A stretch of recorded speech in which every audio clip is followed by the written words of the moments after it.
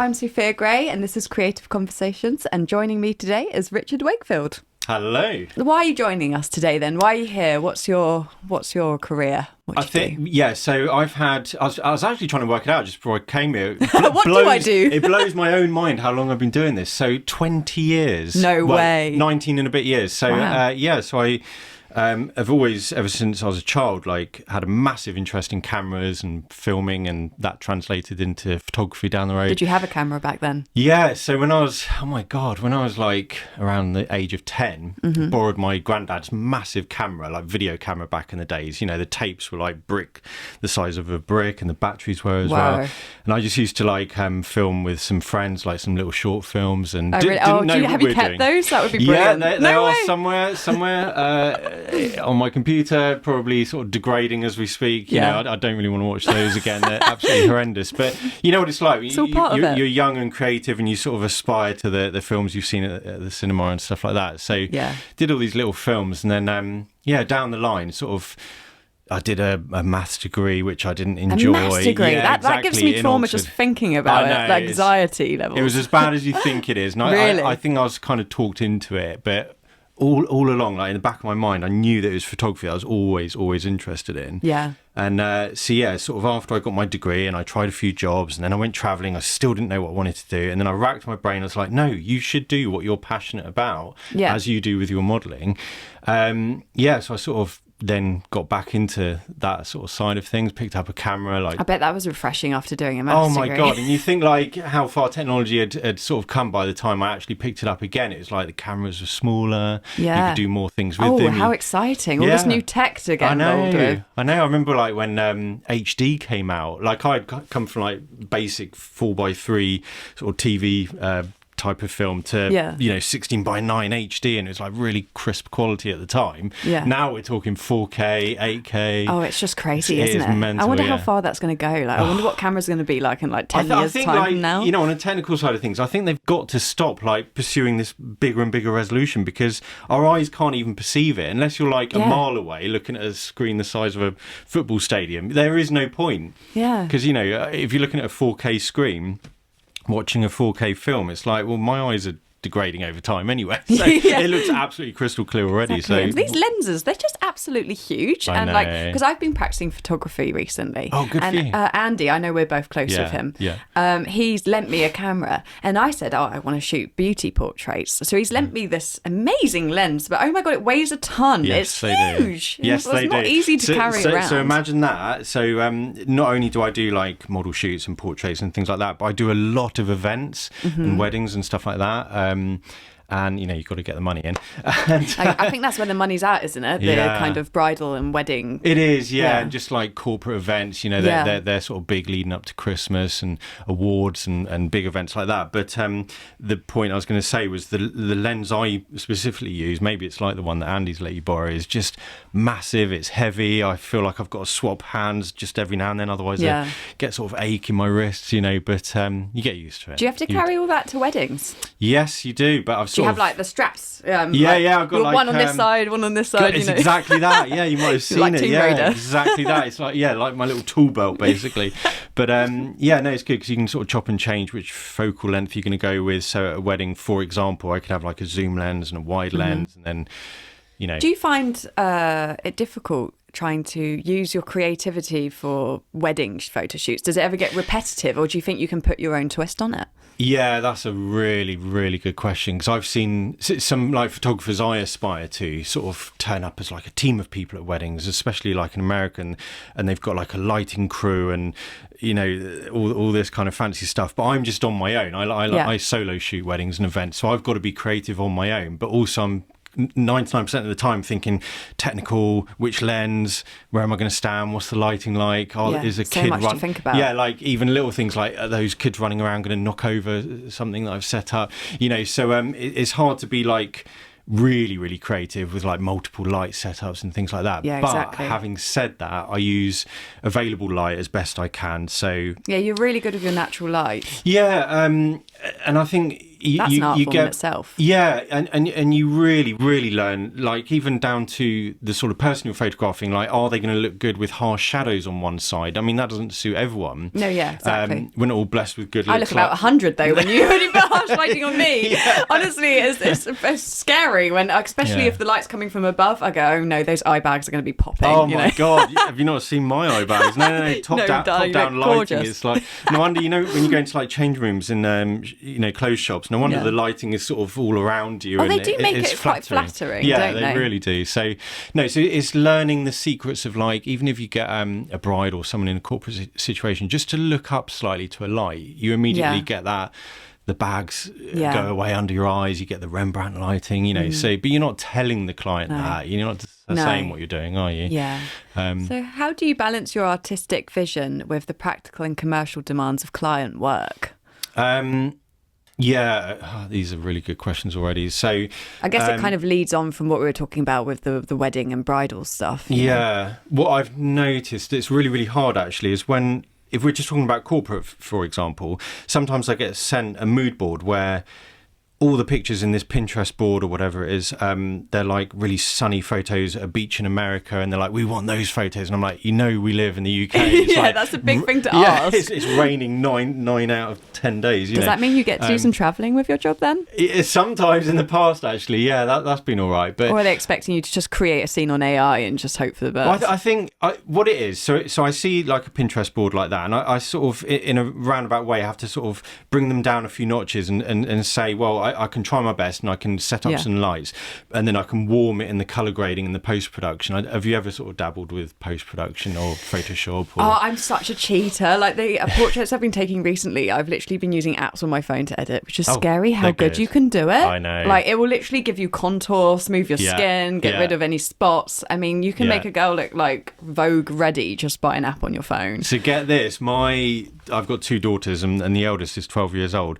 She's editing and using apps and creating photos and videos that I would spend hours doing like a few years ago. I bet that like knocks your confidence a bit when you're like, I've spent so much honouring this craft and you're doing it in seconds on your phone. Exactly, and it's getting so good that it's hard to tell the difference. Like I don't think people realise that when you just take what you think is an average photo on an iPhone, it's immediately tapping into like AI and processes that behind the scenes is making your picture look better instantly. No way, that's crazy. Like you take a photo and you're like, wow, that sunset looks even better than with my own eyes. It's because it's tapping into like AI. And that's tricking us all into thinking we could be photographers. Exactly, yeah. Well, yeah. No, I mean, we all have got that sort of ability in us, but it's just been made easier with modern tech, so... I can imagine. Yeah. So you started off with was that how you kind of got into photography, was doing the weddings? Yeah, so I did, so I started with like my granddad's video camera, blah, blah, blah. Got a real interest in cameras in general and like sort of the basics of editing and piecing things together. Then I did GCSE photography, where I learned about, I mean, we're going back quite a few years. GCSE photography. I bet you did some interesting concepts of that. Well, here's how long ago it was. So we were doing like darkroom developing with the chemicals and stuff like that. And it was only black and white. It was absolutely amazing, but the downside was sort of 90% of that GCSE course was like the history of photography. And I've always been boring. a practical. Yeah, exactly. It'd be like you learning about the history of fashion. You're like, no, I just want to get some clothes and get them on. Yeah. That sounded weird. I get what you're saying. You know what I mean? Yeah. But then, so fast forward all those years, picked up a camera again, picked up some editing software, learned Photoshop, Premiere Pro. Photoshop is a hard one to learn. They made me do that at uni, and it was sleepless nights trying to learn it. Oh, so you're lucky that you had a teacher though. So I learned how to do print design, which is all like fabric repeats. Yeah. But they never taught me how to retouch a photograph and get your eye bags to go away and your spots to go away, which is skills that I would like to have now, but I only know how to make a beautiful piece of fabric. But just by the way you're saying it shows me that you've got like the passion and the drive and you want to learn how to do those things. I would love to, Yeah, a lot of people don't even know that those things exist, like retouching and what goes on behind the scenes with a photo. Well, they just think that all us models look that flawless. Yeah.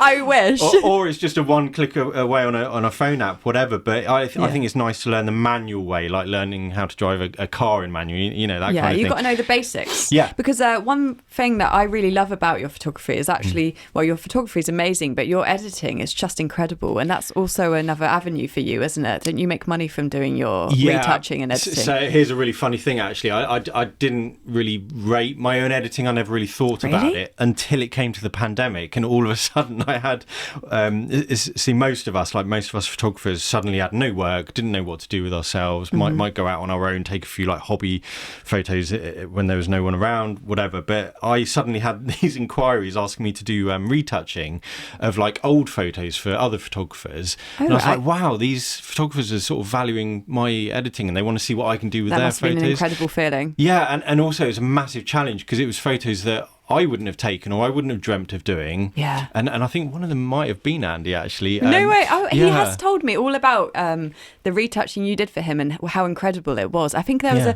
a girl in like this latex dress and didn't you put her in a cake or something? Yes, that's it. Exactly right. That was so random. So Andy, actually, if he's listening, exactly. You're so random, that's Andy. Andy through and through. No, sometimes I just look at a photo, let's say a model in a particular colour of a dress or a latex dress in that case, and I just instantly thought back to this photo of the same colour cake. And was that your concept then? Was that your idea? Yeah, I don't think Andy suggested it. I might have just said, what do you think of this idea? And I bet think he I just tried that. it. He loves the random and the creative he does, ideas. Yeah, no, I can tell he's so creative in his head, but he's maybe not quite so advanced in the compositing side of things, but I'm sure he could get there. But but that's why we have people like you that can help us with that kind of thing, you know, and that is a skill in its own right. Photography is something you got to master, and the editing is a whole other skill. I don't think people appreciate how difficult it is and how much time that goes into it. It's like the fact that exactly what you're saying, and I really value people like yourself and stylists and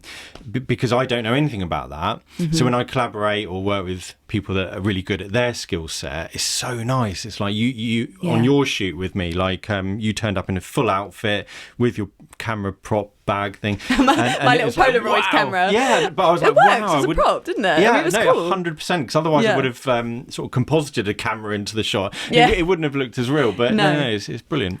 So, brilliant.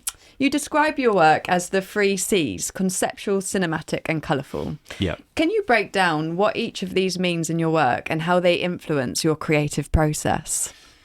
So, I've always sort of the 3 C's. Yeah, the 3 C's. It's pretty. It's like the creative conversations. I know what you mean. We need one more C. Exactly. Yeah. No, I just have always been into sort of concepts and stories, and like there's got to be a sort of theme or a story behind each and every image or set of images that I do.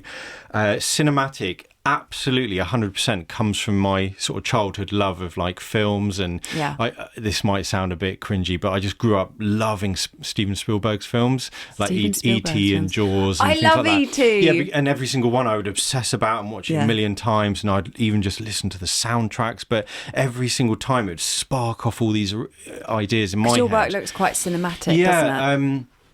And that definitely comes from my love of films. And then the word colour is just, 100%. I'm just such a big fan of like bold, saturated colours. I can see that. That's why I love your work so much, because obviously being a print designer and artist, I love colour. Yes, you really do as well, don't you? I really love colour, yeah. So when I saw your portfolio, I was like, wow, look at that. And you get the colour balance right, which so many people get wrong. Yeah. Because, the saturation too high can look atrocious. Putting the wrong colours together is such an art form in itself. Yeah, like I really value sort of in the past have had my eyes open to things like colour theory and using colour gels, and a massive shout out to Jake Hicks. He's great, isn't he? You need to get him on here. We need to get him on here. That would be. I want to shoot with him, actually. That needs to happen. He'd want to do a shoot in this room with this blue lighting. It's absolutely brilliant. Wouldn't he? Yeah. But he's someone I very much look up to. He's just, his brain is filled with like colour theories and triadic colours, monochromatic, complementary, etc. And I love watching films like, did you ever see Amelie? That's a film. Love that film. Yeah, such a good film. But if you watch it again, because of the arty side of it, the visuals, that's what I like. It's not necessarily the storyline. And even if you're not a fan of colour, if you watched a film like Amelie, your mind would feel very satisfied. Like, it's very subliminal. When as humans, when we see like really good, like harmonious colours happening in a scene, like you just enjoy it, and you might not even be sure why. Yeah. But I pick up on it now, so I'm watching a scene in Amelie, and I'm like, look at the way they've got those reds and the greens together. Yeah. What's that film? Oh God.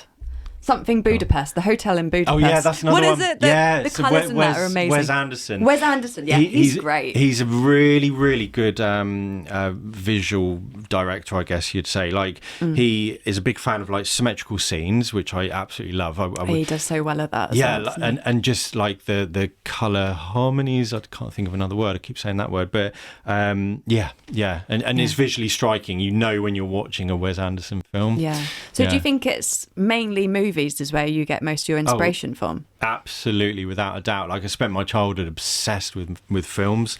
So yeah, that's very much the cinematic sort of side of things as well. So how do you stay inspired and keep your work feeling fresh after nearly 2 decades in the industry?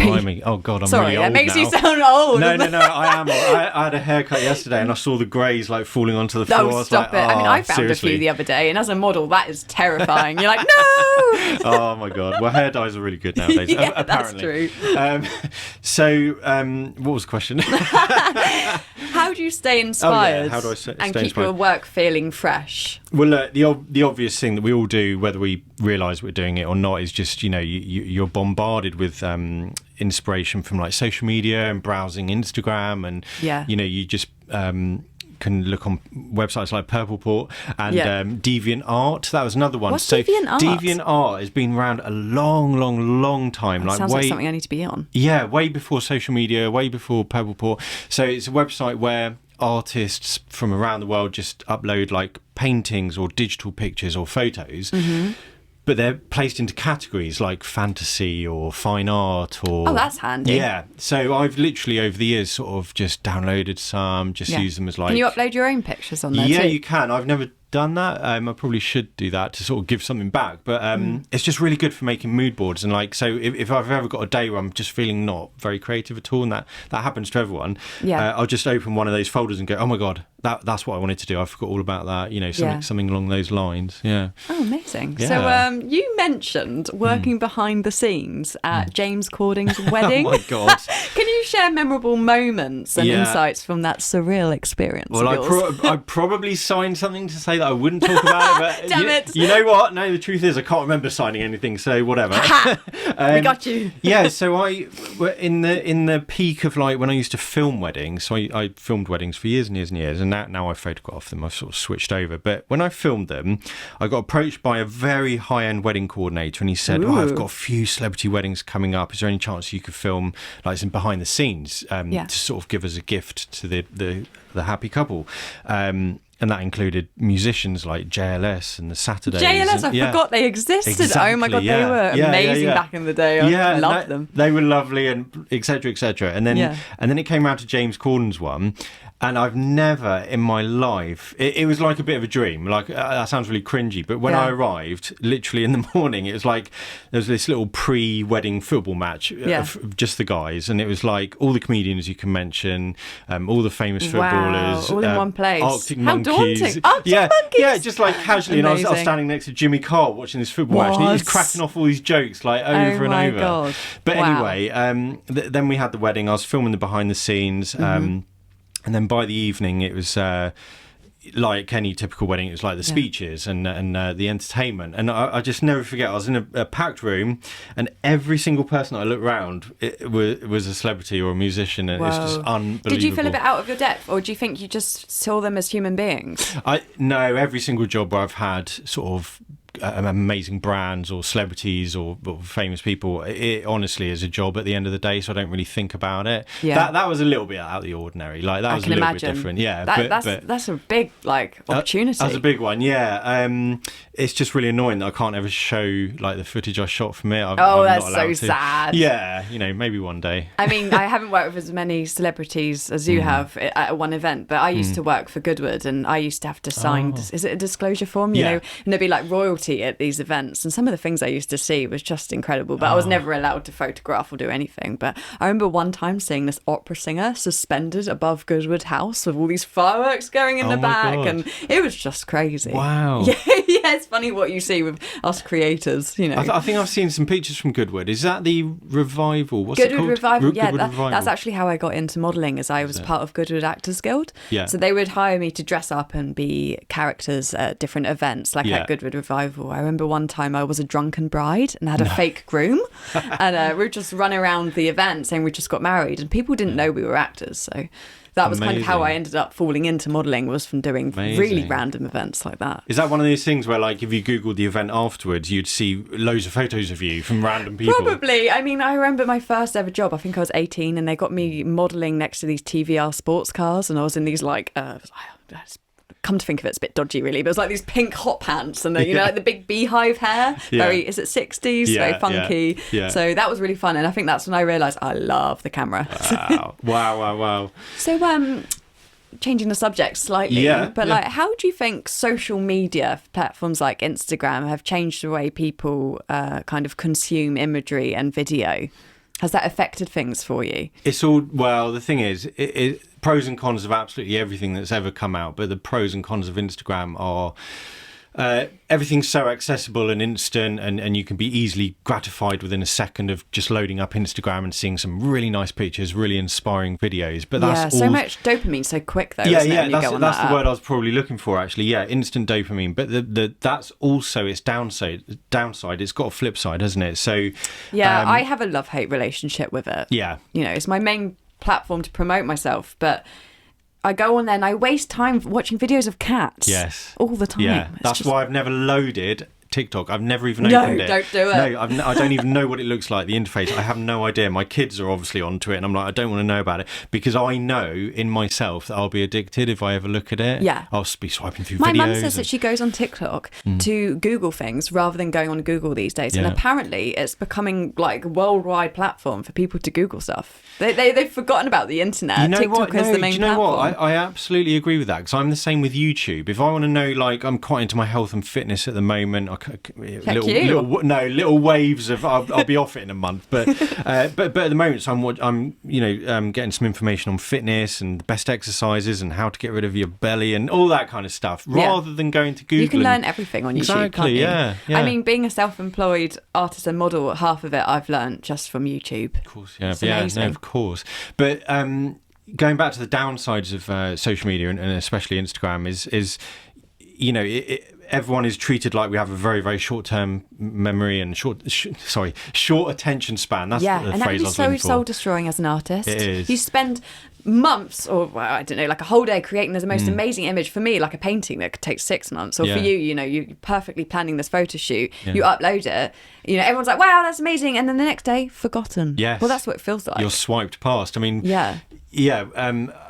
a true story from that is, like, when I used to create films back in the day, like wedding films, I always looked at doing like epic long hour-and-a-half like edits, which if you said that to someone now, they'd like laugh in your face. Everything's like 60 seconds. Like, it's because our attention span's so short now because of social media. Yeah, well, get this. So when I photograph weddings now, my eyes have been so open in the last 3 or 4 weddings. There's been a content creator, that's what they're called now, instead of a wedding filmmaker. So a content creator. Are you kidding? No. The last 3 or 4 weddings, there's been one at every single one where they just walk around with a phone and it's pretty much over my shoulder, which is a little bit off-putting. I bet there's a bit of competition going on there. Yeah, I mean, bit of rivalry. They're lovely people. It's just, I don't think they realise that I'm trying to pose people or, set up the Gen a scene. Zs? Is that what it is? Gen Z? Yeah, I don't know. It might be. They're the newbies. Yeah, exactly. But no, I get it, because the brides and grooms, they want their photos and videos like uploaded the same day, even before the guests can do it. People and I expect so can't do much that. these days, don't they? That's the problem with social media, is we demand everything so quickly. Yeah, it's a really, really changing world, isn't it? Yeah. My kids are growing up into that, so it's a weird sort of thing to witness, actually. Yeah, I can imagine. Yeah. So do you prefer working solo on creative projects or collaborating with teams? 90% of the time, I kind of like working just on my own, actually. I feel you. I'm the same. Yeah. When I'm painting, it's a very solo thing. It is, yeah. And I think that's just my introverted sort of personality. But what's that on? Is that when you're editing? know everything from like shooting, editing. You know, I'm just sort of in my own little world, my own little bubble. I like to listen to music in my earphones, whatever, while I'm editing. However, so the other 10% of the time, I love collaborating, because from what I said earlier, like with yourself, is I love bringing upon other people's skill sets with skills I don't have. Like, you know, everything about posing, fashion, you know, just how to be in front of a camera. Whereas sometimes I find it hard to direct a model that doesn't have those skills. I feel like you and me are very similar. I can imagine both of us don't really like working for other people, and it's probably because we're bursting with our own creative ideas. But that's why when someone like us two come together, we can put ideas together and create something amazing. Definitely. And that's what's so exciting. And I think as you get older, you realise you do need other people that are like that to kind of collaborate and create together. I think the ultimate setup is when you feel like you're both 50% each, like bouncing ideas off each other. And I think where it doesn't work is, like, for example, I've had so many corporate shoots in the past where there's been a team of people looking over my shoulder while I'm shooting, and not only is that off-putting, but I feel like they're not actually using my creative input. They're just all chipping in, and like they all want to impress each other, and I'm just the photographer at the end of the day. You know, I think I would struggle with that. I recently went to Egypt. Actually, not the most recent time. Yeah. That was amazing. But the time before, I was doing more commercial work, like e-com stuff. And as I've only been modelling, like a year and a bit, most of my modelling has been working more with like hobbyist photographers and being quite creative. So being chucked in a photo studio and you're just putting outfit after outfit on, and it's just econ poses. You know, I was like, what is this? This is so boring, and there's just no creativity whatsoever. I mean, no, that's a question I was going to ask you last time we did a shoot, and I'm not sure I did ask you, but how are you with like group shoots? As in, how models when there's like 10 people like trying to photograph you all at the same time? Hell. See, I find it hard as a photographer, and I've only been on a group shoot maybe 3 or 4 times, and I've found it hard each time, and it's made me realise I prefer working on my own. I completely understand that. Why do you want to share a model when you're trying to create something amazing? That must be difficult. And a lot of my modelling is talking with my eyes, and how am I meant to do that when there's 10 photographers all pointing a camera at me, you know? And at the photography show, I found myself kind of floating around like a sleepy princess, because you don't want to connect with just one camera, because there's like 100 looking at you. You know? You should just close your eyes. Pretend it's deliberate. Exactly. But no, that is really tricky, because you want that one-to-one connection. I mean, I definitely do as a photographer, but on the other hand, we definitely don't want to diss people that go on group shoots, because they're all very eager, and maybe they're a bit nervous about solo shooting, so that they're sort of entering the photography world by starting in group shoots. Maybe that's what it is. Yeah, that's true. So have you got like any exciting ideas coming up, or new projects that you're working on? Is there any? I think long term, this has always been in the back of my mind, like for many years. Like every time I do a little series of creative ideas, like the Giant series, I did a doll series. Oh, you have to talk a bit about that, because I love the Giant series. But I'll definitely talk about that. But I think all those experiences have led up to me wanting to do like big campaign shoots for like agencies or is that where brands. the kind of most creativity comes into it? It's probably quite a good earner as well, I think, because the sort of big campaigns that I've aspired to and seen and really loved have been like the big sort of Photoshop composites, where you shoot a model, put them in a different scenario. That, you know, I want to do that, but on a large scale. So I think all these little series that I've done have sort of led up to it gradually. That's really exciting. Do you think you're starting to get some contacts in, and people that you could possibly be starting to work towards that? I've got a few regular clients, and I've worked with agencies as well. So I'm sort of getting the contact slowly and surely, you know. It looks like you do have some really amazing contacts, and your portfolio is incredible, and it just seems to be growing rapidly. And you do this mostly on your own. You don't work for anyone, do you? Other than the clients that you have. Is that right? I mean, sometimes I'm sort of paired up with like a team of people, like when I arrive on a shoot, and that's okay. But yes, I'd much prefer to say I'm a freelance solo shooter, and you get from me like the shooting and the editing. And sometimes they can't believe that. They're like, we've got an in-house retoucher. Are you sure? I know, you don't they get the full it? package. Which is cool, because as I'm shooting, I sort of visualize how the edit might look, and especially when it's a Photoshop composite, So they're talking about your photoshopping. Go on then. Tell us about this giant series. I'm so proud that I managed to be part of this. I mean, and it almost didn't work out. It didn't, did it? We were chasing the sunlight, weren't we? It was tricky. It was tricky, and I sort of knew in the back of my mind, I was like, that's not going to work. That's not going to work. And then eventually we're like, oh, that will work. The lighting's just right. The building architecture is just right. But sorry for the listeners at home, whatever. So the giant series was literally. It is what it is. Basically, a massive giant version of a model placed into a normal sort of real world situation. But not just sort of a tall person. I'm talking about a massive, humongous, giant scale version. They're awesome. It's just I remember seeing one was it in London? I'm not sure. And she had this really chic outfit on. It looked like it could be like a front cover of Vogue. And she's about to step over all these cars and buildings. And that's great because I feel like it's almost like empowering women too. You make them look powerful, and I think that's probably why a lot of us models like it. Exactly. No, you've hit the nail on the head. It was all about like being bold, being seen, and in the instance of her name was Rain, actually, the one where she's stepping over the buses and stuff like that.